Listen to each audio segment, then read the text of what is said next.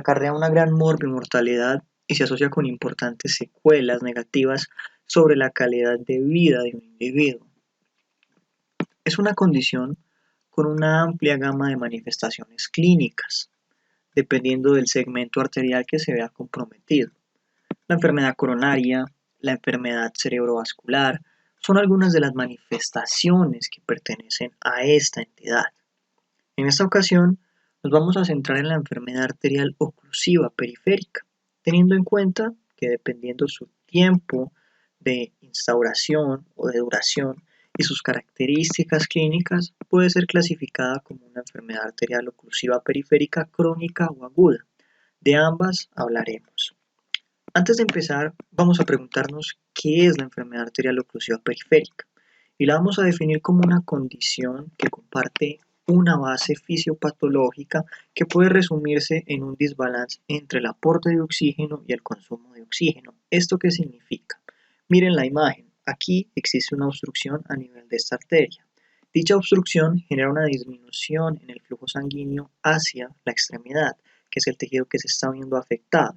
Este flujo insuficiente va a ser incapaz de cumplir con la demanda metabólica necesaria para el tejido. Por ende, el aporte de oxígeno va a ser incapaz de satisfacer el consumo de oxígeno necesario en dicho tejido, por lo cual va a tener que acudir a vías alternativas de energía, como por ejemplo la vía anaeróbica, con todas las consecuencias que ello acarrea, que las describiremos a mayor profundidad cuando estemos hablando precisamente del tema de por qué duelen las claudicaciones. Vale la pena mencionar que principalmente la enfermedad arterial oclusiva periférica afecta a las extremidades inferiores, además de que representa la primera causa de amputaciones, seguida de la diabetes mellitus. Evidentemente, cuando la diabetes mellitus va de la mano con una enfermedad arterial oclusiva periférica, el riesgo de que posteriormente se tenga que realizar una amputación se va a incrementar de una forma muy drástica. Empecemos a hablar de la modalidad crónica. Para ello, es importante que mencionemos que las angiopatías pueden clasificarse según el diámetro del vaso afectado, como macroangiopatías o como microangiopatías, y también pueden clasificarlo dependiendo su causa desencadenante. Por ejemplo, secundario a alguna causa degenerativa, como la aterosclerosis. Partiendo de la base que todos los individuos empezamos a acumular aterosclerosis luego de los 7 a los 8 años. Secundario a un proceso inflamatorio. Lupus eritematoso sistémico, poliarteritis nodosa, vasculitis, esclerodermia. Secundario a una angioneuropatía, como por ejemplo el fenómeno de Raynaud. Es interesante que nosotros hagamos un ejercicio y nos preguntemos, un paciente con una enfermedad arterial oclusiva periférica, ¿por qué consultaría? ¿Cuál sería su motivo de consulta? El principal y el más importante es el dolor muscular en la pierna al caminar, algo que se conoce como claudicación intermitente vascular. De hecho, la claudicación intermitente vascular tiene un cuestionario propio para poder diagnosticarla y es el cuestionario de Edimburgo, del cual hablaremos posteriormente. El paciente les va a decir a ustedes que tiene un dolor que se parece a un calambre, es muy fuerte, se localiza en la masa muscular, de hecho, se localiza puntualmente a nivel de los gastronemios, los gemelos o la pantorrilla, como quieran denominarlo, y es un dolor que aumenta cuando camina. A grandes rasgos, porque al realizar una actividad física aumenta la demanda metabólica, aumenta el consumo de oxígeno, pero por otro lado, el aporte sanguíneo y el aporte de oxígeno continúa siendo deficiente por la obstrucción arterial. Esto en las etapas más iniciales según la clasificación de René-Lafontaine. Sin embargo, ya cuando el paciente se encuentra en una clasificación más avanzada, por ejemplo, un René-Lafontaine 3, ya el dolor puede aparecer incluso en el reposo. Es un dolor que va a mejorar parcialmente cuando se sienta, debido a el efecto que tiene la gravedad sobre la sangre que intentaría enviarla hacia los segmentos más distales y mejoraría de cierta forma el dolor que está sintiendo. En los estadios más avanzados, puntualmente en el René-Lafontaine 4, ya aparecen alteraciones dermatológicas. y el paciente puede consultar por eso, porque hay lesiones tróficas, como por ejemplo fisuras, úlceras ubicadas a nivel de las áreas de apoyo del pie o gangrena. Este es el René Lafontaine 4, es el paciente con poor pronóstico y el que se encuentra más avanzado. Evidentemente, todo lo que acabamos de comentar va a generar afectación en las actividades diarias y va a generar una limitación para el ejercicio.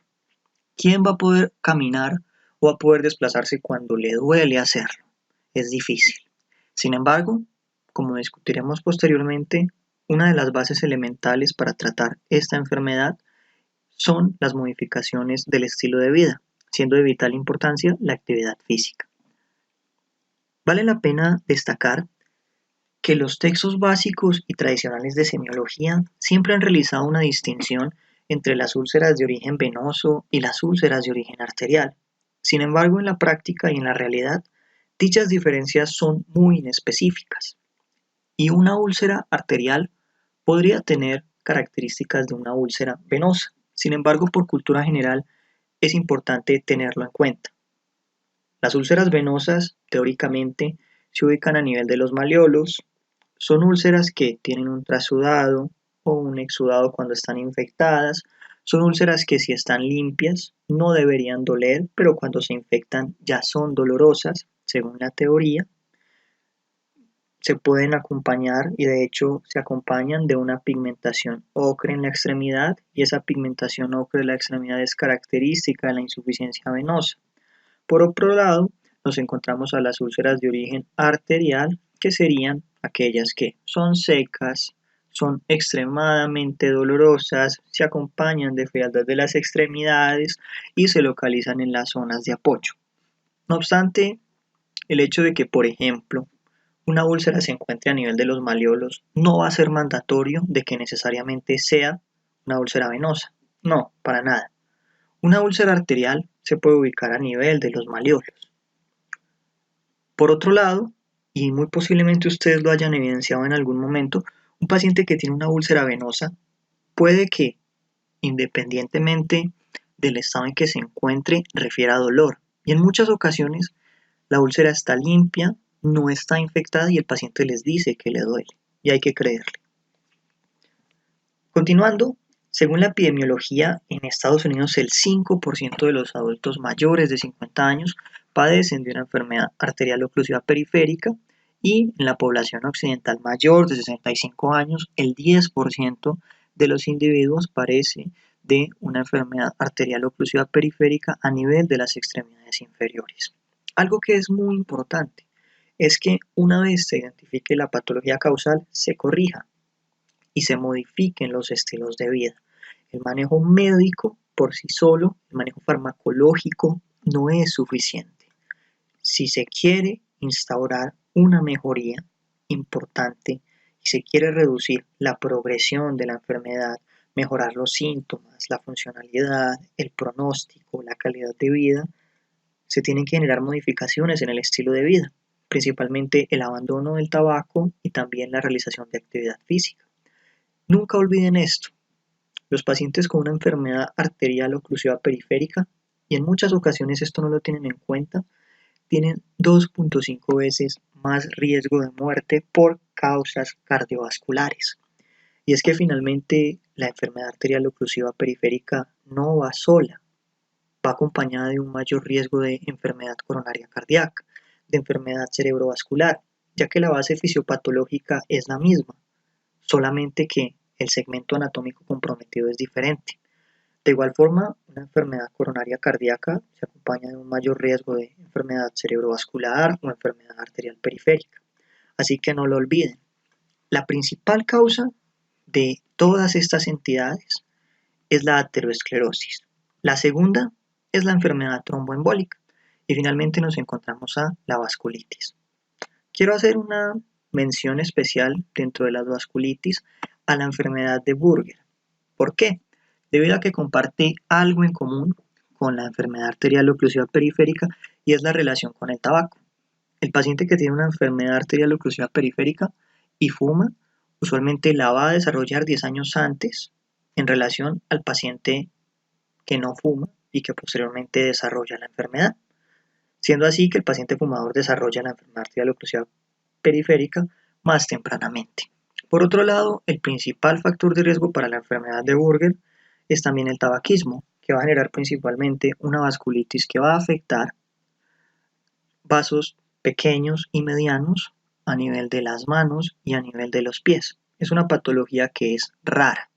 Actualmente no se conoce por el epónimo, a pesar de que Leo Buerger la describió en 1908, sino que se conoce como tromboangiitis obliterante. Hablemos ahora de los factores de riesgo de la enfermedad arterial oclusiva periférica. El primero y el más importante es el tabaquismo. Es el factor de riesgo más importante y mejor documentado. Como dijimos, los fumadores desarrollan la enfermedad arterial 10 años más temprano que los no fumadores. Ellos tienen un mayor riesgo de amputación. Adicionalmente, la medida más costo efectiva del tratamiento es abandonar el tabaquismo. Otro factor de riesgo es la hipertensión arterial. Todos los comités y las autoridades internacionales recomiendan controlar la hipertensión arterial con el objetivo de disminuir la morbimortalidad, a pesar de que la asociación entre hipertensión arterial y enfermedad arterial oclusiva periférica no sea tan fuerte ni tan clara como si lo es la relación, por ejemplo, de la hipertensión arterial con la enfermedad coronaria o con el accidente cerebrovascular. La diabetes mellitus merece una especial mención. ¿Por qué? Por varios aspectos. Primero, el paciente diabético es inmunosuprimido por definición. Ahí ya empezamos mal. Adicionalmente, a medida que la enfermedad se va volviendo crónica, desarrolla las complicaciones microvasculares y macrovasculares.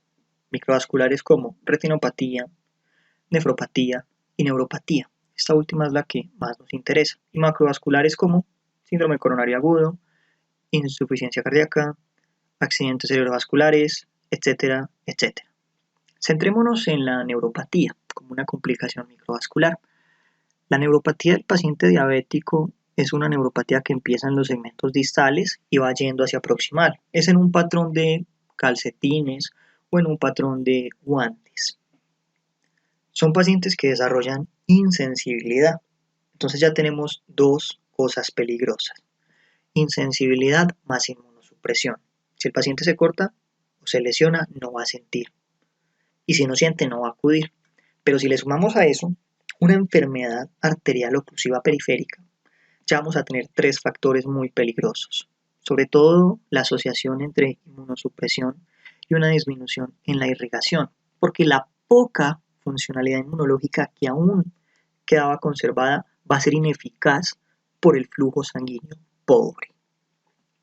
El colesterol por encima de 200 también es otro factor documentado, al igual que la elevación en los triglicéridos, en el LDL, en la lipoproteína A, mientras que algunos factores, como por ejemplo el HDL y la apolipoproteína A1 elevado, van a ser factores protectores. Por encima de los 50 años se genera un pico donde va a ser más común el desarrollo de la enfermedad arterial oclusiva periférica, y es por eso que es un factor de riesgo.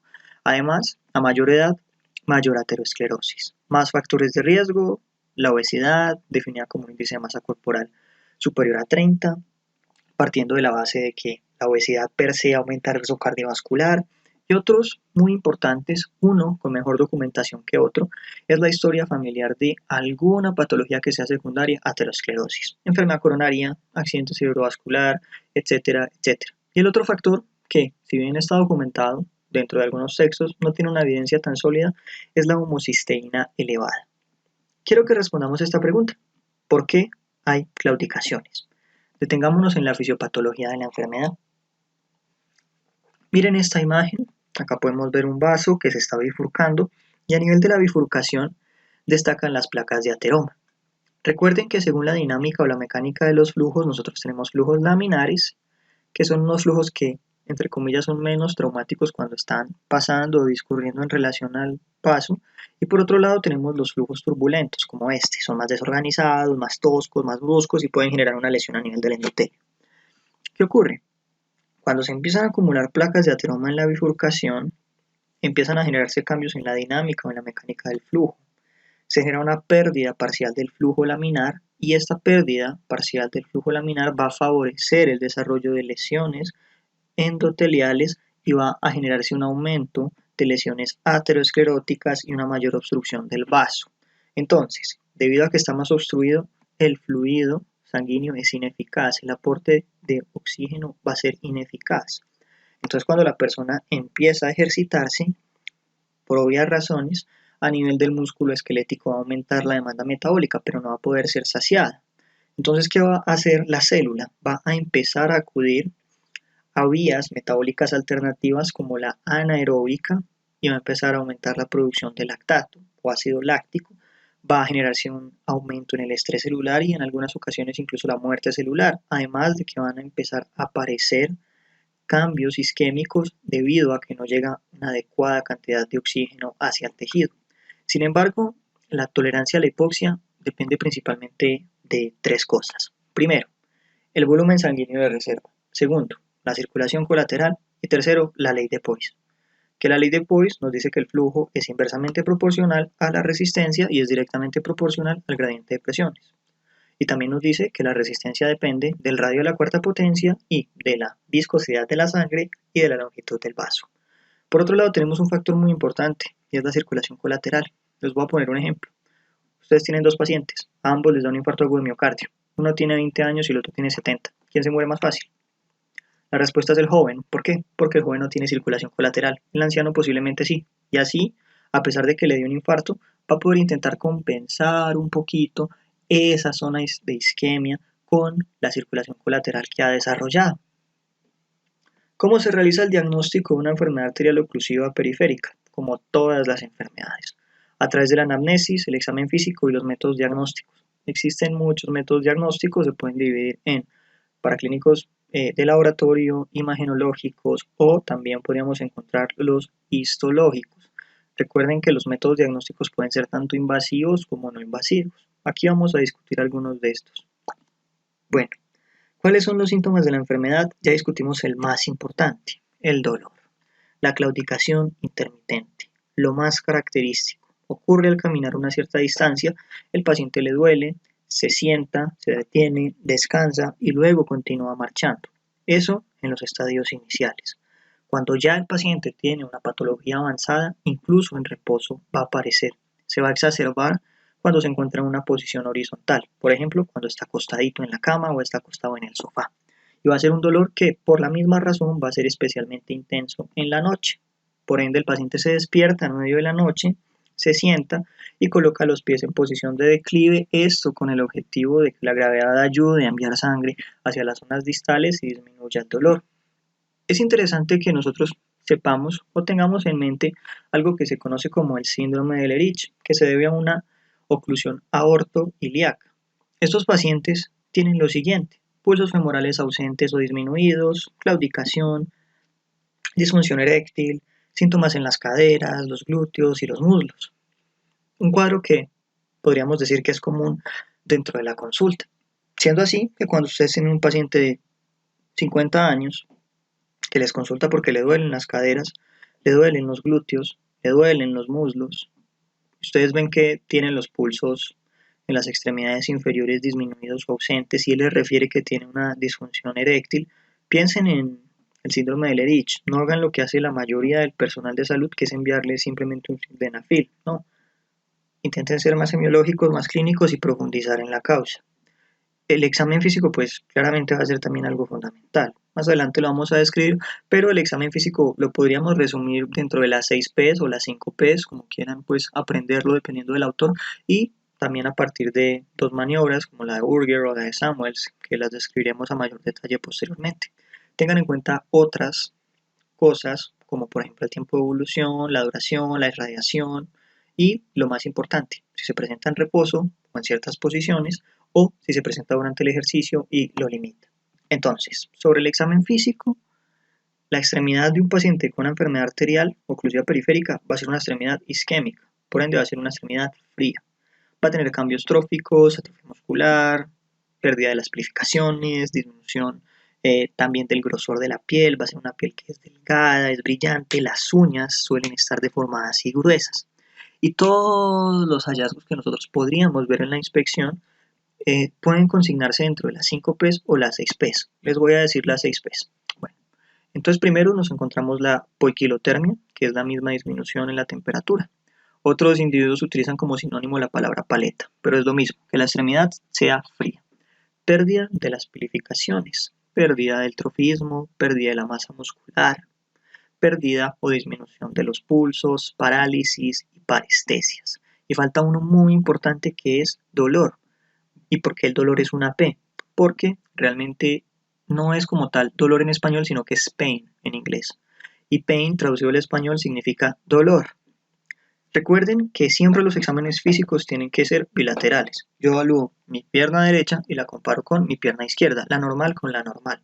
Siempre es importante comparar la coloración, comparar la temperatura y siempre clasifiquen los pulsos de 0 a 2. Tiene el pulso normal, 2. Tiene el pulso disminuido, 1. Tiene el pulso ausente, 0. 0 ausente, 1 disminuido y 2 normal. También es útil la auscultación, se pueden escuchar soplos cuando hay estenosis, las cuales pueden ser secundarias a causas intrínsecas o extrínsecas. Las intrínsecas son las que propiamente se vinculan con la enfermedad arterial o oclusiva periférica y las extrínsecas serían aquellas que son secundarias, por ejemplo, a una compresión por un tumor, entre otras cosas. También podríamos encontrar, por ejemplo, soplos que son fruto de fístulas arteriovenosas o de estados hiperdinámicos, como por ejemplo la sepsis. Pero recuerden, la sepsis no es un estado hiperdinámico aislado. La sepsis, por definición y por fisiopatología, tiene 3 etapas. La primera es la hiperdinámica, que sería la SIRS, el síndrome de respuesta inflamatoria sistémica. También tenemos una etapa Marx-Karks, que sería una fase mixta y una fase hipodinámica. Palpen y exploren los pulsos femorales, los pulsos popliteos, los pulsos tibiales posteriores y los pulsos pedios dorsales y realicen las maniobras de Burger y las maniobras de Samuels. ¿Y cómo se hacen? Bueno, la maniobra de Burger se realiza de la siguiente forma. Acá se ve clarito en la imagen. Se eleva el miembro del paciente en decúbito dorsal durante 1 minuto, 60 segundos, y se monitoriza. Posteriormente, se apoya sobre la cama, el paciente se puede sentar y vamos a ver cuánto tarda en regresar el color a la extremidad. Pero también tenemos otra maniobra que es más fácil, que es la maniobra de Samuels, que consiste simplemente en elevar la pierna 30 grados y realizar una dorsiflexión. En el caso de que la dorsiflexión genere dolor o haya palidez, ya lo vamos a considerar que es positivo. Acá tenemos la tan famosa clasificación de René Lafontaine, que la hemos mencionado.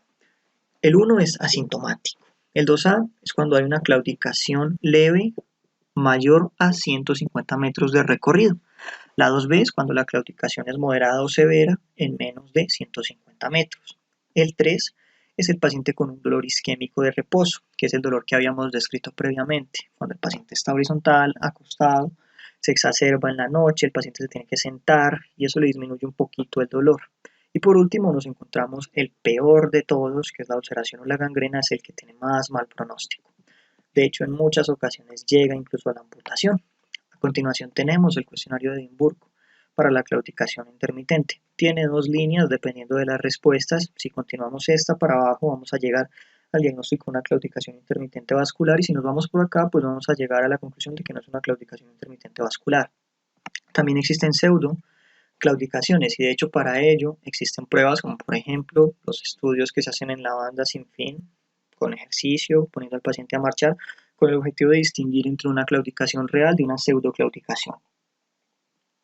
La primera pregunta del cuestionario de Edimburgo es si el paciente tiene dolor en las piernas cuando está caminando. El paciente con una enfermedad arterial claramente lo va a tener. Si el dolor comienza en ocasiones cuando está sentado o de pie o cuando el paciente no puede moverse o no se está moviendo, si él dice que no, continuamos. Si el dolor aparece cuando camina deprisa o sube una pendiente y así se exacerba, continuamos. Preguntamos si el dolor desaparece en menos de 10 minutos cuando el paciente descansa. En el caso que nos diga que sí, le preguntamos si nota el dolor en las pantorrillas, en los muslos o en los glúteos. En los glúteos y en los muslos es por lo que habíamos hablado ahorita previamente, la obstrucción a nivel aortoiliaco, el síndrome de Ehlers. En el caso de que hayamos continuado por toda esta línea, pues vamos a llegar al diagnóstico de una claudicación intermitente vascular. Continuamos ahora con los métodos diagnósticos, que pueden ser tanto invasivos como no invasivos y cada uno tiene sus respectivas indicaciones. Empezamos con el índice brazo-tobillo. Es muy útil en el sentido de que permite un cribado, un tamizaje de la población general.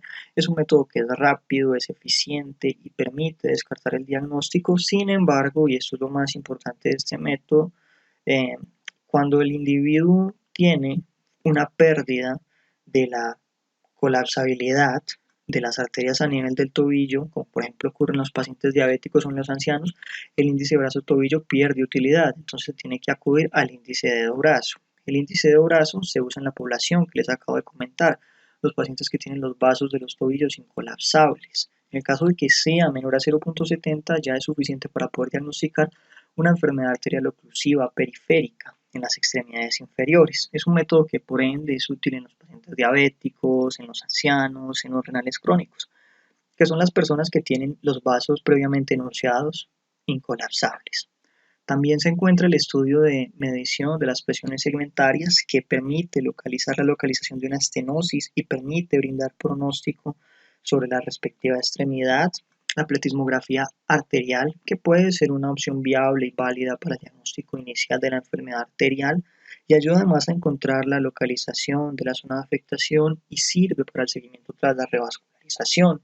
El Doppler de onda continua también lo van a encontrar mucho en los textos. El Doppler de onda continua permite hacer un enfoque de localización y severidad de la oclusión. Es bueno para poder seguir la progresión de la patología y para poder realizar un seguimiento cuantitativo luego de los procesos de revascularización. El duplex ESCAM se emplea como un protocolo de rutina para la vigilancia de los procedimientos de revascularización cuando se realizan a partir de una vena autóloga. Finalmente nos encontramos la oximetría transcutánea, que permite evaluar el estado metabólico de algún segmento y va a ser útil principalmente en la predicción de la cicatrización de las úlceras isquémicas en algunos grupos poblacionales, como por ejemplo los pacientes diabéticos. Y nos tenemos dentro de toda esta lista lo que habíamos mencionado previamente, que es la prueba de ejercicio en banda sin fin. La principal utilidad de la prueba de ejercicio en banda sin fin es poder distinguir entre una claudicación y una pseudoclaudicación. En esta lista podemos apreciar enunciadas algunas presentaciones clínicas y algunos exámenes recomendados. Un paciente asintomático se puede hacer el índice tobillo-brazo, claudicación intermitente, pletismografía, dúplex, pruebas de ejercicio, índice tobillo-brazo, pseudoclaudicación pre y post, seguimiento de injertos dúplex, entre otros. Pasamos a hablar de los métodos diagnósticos invasivos y lo más importante es lo que ustedes deben tener en cuenta, es que el gold estándar o el patrón de oro para el diagnóstico de la enfermedad arterial oclusiva periférica es la angiografía contrastada. Tiene un problema y es que en los pacientes con patología renal no se puede utilizar o sí se puede utilizar, pero tienen que ser valorados por un nefrólogo previamente y posteriormente tiene que realizarse un seguimiento dentro de 2 semanas para poder realizar un examen físico integral y también para poder realizar pruebas de función renal. También tiene otra limitación entre comillas y es que para que pueda ser confiable y adecuado tienen que incluirse los territorios ilíacos, los territorios femorales, acá podemos apreciar territorio ilíaco, territorios femorales, los territorios tibiales y pues lamentablemente los arcos plantares que no los podemos apreciar en esta filmina. Tenemos otras opciones como la angioresonancia magnética o la angiotomografía axial computarizada, esta última que es un sustituto de la angioresonancia cuando existe alguna contraindicación, por ejemplo el paciente con un marcapasos o el paciente con algún tipo de desfibrilador. Como enunciamos, el tratamiento de esta enfermedad no es simplemente el manejo médico, no, va mucho más allá. El tratamiento no farmacológico es de vital importancia y es de los más importantes. De hecho, el éxito del mismo radica aquí, sobre todo en el ejercicio y el abandono del tabaco. Está documentado que el ejercicio mejora la disfunción endotelial, mejora la isquemia, mejora la habilidad para caminar, mejora la calidad de vida, también mejora la capacidad aeróbica y mejora la fuerza y la resistencia. Sin embargo, el plan de ejercicio tiene que ser meticuloso, tiene que ser guiado por un experto y se tienen que incluir los 4 componentes del ejercicio: la resistencia aeróbica, la fuerza, la flexibilidad y la composición corporal. El acondicionamiento físico mejora, como dijimos, la función del endotelio, reduce la inflamación, posiblemente ayuda con la angiogénesis vascular y esto último es maravilloso porque mejora las colaterales, que era uno de los determinantes de la tolerancia a la hipoxia, junto al volumen de reserva sanguíneo y también la ley de Poise, y también mejora algo que se conoce como la hemorreología. ¿Qué es la hemorreología? La hemorreología es una disciplina, si podemos llamarlo así, que estudia las características de la sangre, como por ejemplo el fluido. En otras palabras, mejora el flujo sanguíneo. Algunas recomendaciones que le podemos dar a nuestros pacientes es que en cada sesión haga un periodo de calentamiento y un periodo de enfriamiento. Es importante que se le recomiende al paciente caminar en bandas con periodos de reposo de más o menos 3 a 5 minutos y que realice un total de 30 a 50 minutos de ejercicio con la dinámica que hemos descrito. Lo ideal es que el paciente lo haga como mínimo 3 veces, de 3 a 5 veces por semana, y que paulatinamente, a medida que él va sintiendo una mejoría, vaya aumentando la intensidad. Hay que ser muy enfático y hay que explicarle al paciente que para que él pueda apreciar beneficios del acondicionamiento físico tienen que haber pasado como mínimo 12 semanas. También es útil mencionar que estos pacientes deben practicar ejercicios de flexión. Esta guía de diagnóstico y tratamiento de la enfermedad arterial oclusiva crónica de las extremidades inferiores, publicada por la Asociación Colombiana de Angiología y Cirugía Vascular Vasovascular, habla de algunas metas para estos pacientes. Estas metas actualmente son obsoletas si las comparamos con lo que recomiendan otras autoridades internacionales. Sin embargo, como se encontraba dentro de las referencias bibliográficas según las cuales decidí hacer esta charla, simplemente se las voy a comentar como hito. Ellos hablan de que el colesterol LDL debe ser menor a 100, realmente 100 es un valor muy alto, que los triglicéridos deberían ser menores a 150, que la presión arterial debería ser menor a 140-90 milímetros de mercurio en los pacientes no diabéticos y en los diabéticos menor a 130-80. Hablan también de que la hemoglobina glicosilada debe ser menor a 7%, sin embargo, lo que dicen las guías actuales en diabetes es que la hemoglobina glicosilada idealmente debería ser menor a 6.5%. El valor de 7% es un valor que es muy viejo, ¿sí? Eso se empleaba hace unos 5 o 10 años. Actualmente se considera que es un valor muy elevado. Ahora vamos a proseguir con el tratamiento farmacológico. Existen algunos fármacos que tienen una evidencia y de hecho solamente tiene evidencia científica para el manejo de esta condición el cilostazol, el naftiprofurilo, la levocarnitina o también la propionil-levocarnitina y las drogas hipolipemiantes. Las hipolipemiantes van a ayudar a que la aterosclerosis empeore. La levocarnitina, la propionil-levocarnitina, se recomienda que se den 2 gramos 2 veces diarias. El naftiprofurilo es una 5-hidroxitriptamina tipo 2 antagonista, se recomiendan 300 a 600 miligramos cada 8 horas oral y 200 a 400 miligramos día intravenoso, y el cilostazol es un inhibidor de la fosfodiesterasa 3. Se da 100 miligramos cada 12 horas durante 12 a 24 semanas, pero tiene efectos adversos como dolor de cabeza, diarrea y palpitaciones. Estos son los fármacos que tienen evidencia para la enfermedad arterial oclusiva periférica, pero vuelvo y les digo, el tratamiento y la medida más importante para esta enfermedad son las correcciones de los estilos de vida, abandonar el tabaco, hacer actividad física, entre otros. Existen otros medicamentos, como por ejemplo la pentoxifilina, que es un derivado de la dimetilsantina, que mejora teóricamente la flexibilidad de los eritrocitos y se puede asociar con una modesta mejoría sobre la distancia caminada. En otras palabras, mejora la hemorreología. El ASA de 81 a 325 miligramos diarios. La L-arginina, que mejora la función endotelial. El uso de esta tiene una evidencia que es controvertida. Algunas personas la defienden, otras no, y podría asociarse a la larga con una mejoría del dolor. Y está también la ketanserina. Hay algunos estudios controlados que han demostrado que no es efectivo para el tratamiento de la claudicación, pero otros textos hablan de que disminuye la viscosidad de la sangre, tiene un rol como antiplaquetario y también tiene un rol sobre la presión arterial. Otros fármacos que pueden encontrarse en la literatura son, por ejemplo, la prostaglandina, la prostaglandina C1, que tiene un nivel de evidencia 3A, o el clopidogrel, debido a que tiene un efecto antiagregante. Entonces, Les mencioné un montón de fármacos que están dentro de los textos. ¿Cuál deberían utilizar para la claudicación intermitente vascular?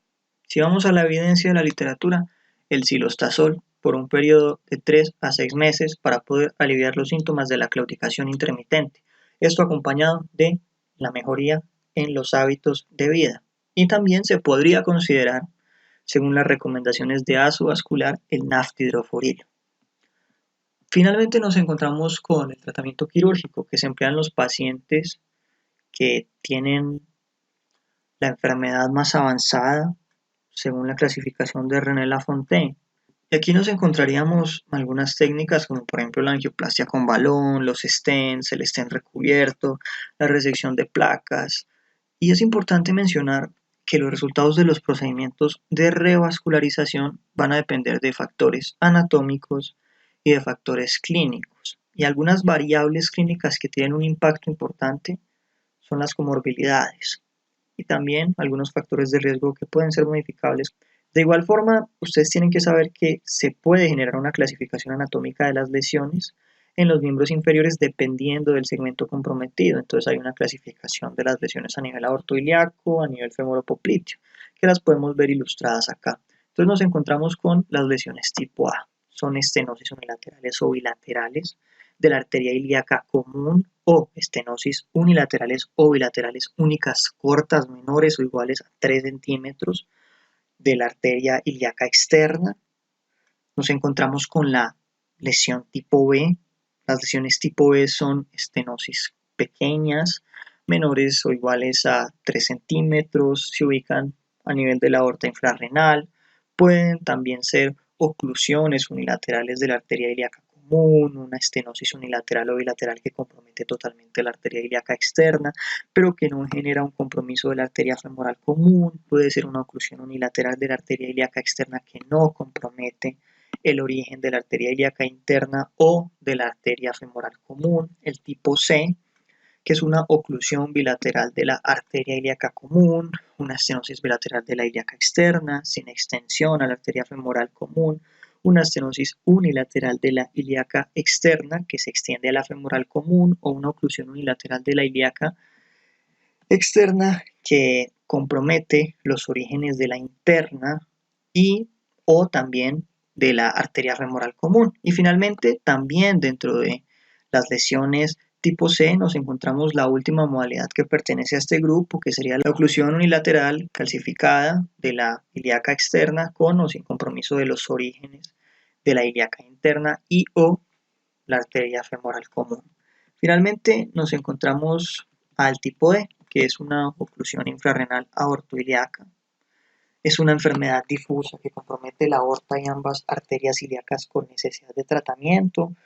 También nos encontramos las estenosis difusas y múltiples que comprometen unilateralmente la arteria ilíaca común, la arteria ilíaca externa o la arteria femoral común, las oclusiones unilaterales de la ilíaca común y de la ilíaca externa, las oclusiones bilaterales de la ilíaca externa, las estenosis ilíacas en los pacientes con aneurisma de aorta abdominal que requieren tratamiento y sin facilidad para implante o otro tipo de lesiones que requieran una cirugía abierta a nivel de la aorta o de la ilíaca común. Es una clasificación que pues realmente es engorrosa. También nos encontramos la clasificación de las lesiones de los miembros inferiores a nivel femoropopliteos o infrainguinales, que también pueden ser de tipo A, cuando son oclusiones únicas, como vemos en la imagen, menores a 5 centímetros de longitud o estenosis únicas de menos de 10 centímetros de longitud.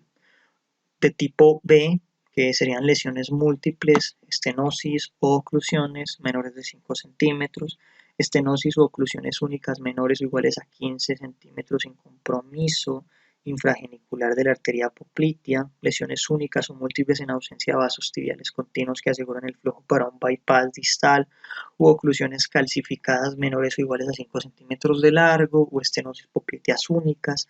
Las de tipo C, que serían las estenosis múltiples o las oclusiones totales mayores o iguales a 15 centímetros, las estenosis recurrentes o las oclusiones que necesitan un tratamiento después de 2 intervenciones endovasculares. Y finalmente nos encontramos a las tipo D, que son las totales crónicas, son oclusiones totales crónicas a nivel de la arteria femoral común o de la arteria femoral superficial o la oclusión total crónica de la arteria poplitea a nivel de la trifurcación proximal de los vasos.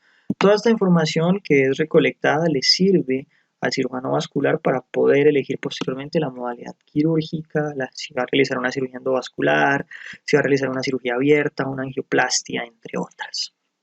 Para finalizar, vamos a dedicar un pequeño segmento a la enfermedad arterial oclusiva aguda, partiendo de la base de que, a diferencia de la enfermedad arterial oclusiva crónica, que es una enfermedad que puede dar espera, se puede tratar farmacológicamente, se puede tratar con modificaciones del estilo de vida, entre otras, la modalidad aguda es una emergencia que es fruto de una obstrucción aguda y súbita del flujo sanguíneo a una zona, sea de los miembros inferiores o a nivel del mesenterio. Por ende, se tiene que correr con esta condición, porque si no, en el caso de las extremidades, se puede generar la pérdida de la misma, o en el caso, por ejemplo, del mesenterio, puede ocurrir una isquemia mesentérica, y la isquemia mesentérica pues es potencialmente fatal. Epidemiológicamente vemos que es algo que es relativamente común, se presenta 1.5 casos por cada 100.000 personas al año. Entre las causas nos encontramos, por ejemplo, la trombosis arterial, la placa aterosclerótica, el aneurismo, las trombofilias, las disecciones aórticas o periféricas, el trauma, entre otras. Y el diagnóstico lo vamos a realizar nuevamente con los pilares de la historia clínica, el examen físico, algunos diagnósticos diferenciales a enunciar de lo que viene a ser la enfermedad arterial oclusiva periférica aguda son, por ejemplo, la isquemia crónica, la neuropatía, la gota aguda, el síndrome compartimental o las lesiones traumáticas. Se puede clasificar de 1 a 3. La angiotago, la arteriografía basada en el catéter pueden ser usadas principalmente en los pacientes que se encuentran en los estadios 1 o en los estadios 2A, debido a que la extremidad no va a estar en un peligro inmediato. ¿Cómo funciona esta clasificación? El grado 1 es una extremidad que es viable, no hay pérdida sensorial, no hay déficit motor. El pronóstico es bueno porque no hay una amenaza inmediata. El 2A es una extremidad que está marginalmente amenazada. Hay ninguna pérdida de la sensibilidad o una mínima que compromete los dedos de los pies, no hay déficit motor y se puede salvar en el caso de que se trate pronto. La 2B es una amenaza inmediata. Hay una pérdida sensorial mayor a los dedos de los pies, un déficit motor leve a moderado y se puede salvar si se revasculariza pronto. Y finalmente el 3 es la extremidad que tiene un compromiso irreversible. Se considera que el compromiso es irreversible cuando se ha disminuido o se ha generado una ausencia de flujo por un periodo mayor de 4 a 6 horas dependiendo del autor. La pérdida sensorial va a ser marcada, va a haber una profunda anestesia en la zona, ya va a haber una profunda parálisis y el pronóstico pues va a ser desalentador, ya que va a haber una pérdida tisular, la lesión va a ser permanente, inevitablemente va a haber un daño a nivel del nervio.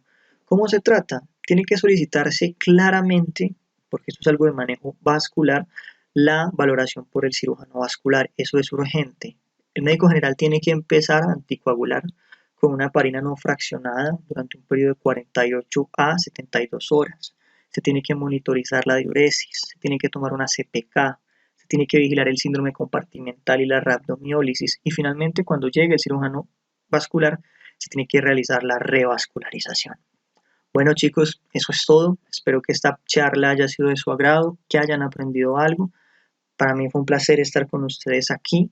Los invito por favor a suscribirse, darle like, dejar sus comentarios. Muchas gracias. Hasta la próxima.